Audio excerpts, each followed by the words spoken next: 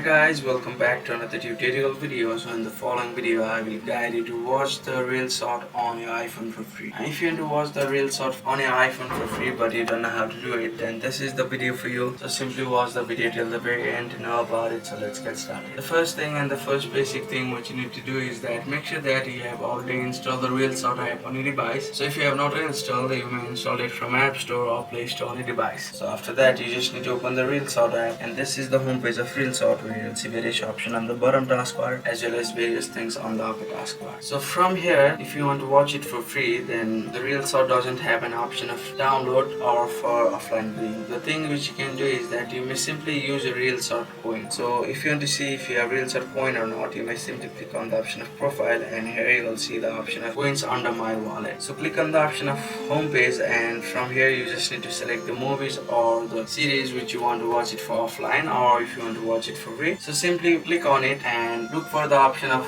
download or watch offline. So if the option is available, then you may simply unlock another episode by paying a certain amount of coins on the reel shot app, and you may simply watch it for free. So that's it. That's how you can watch it for free on the reel shot app. Thank you for watching the video. Please don't forget to like the video and subscribe to our channel.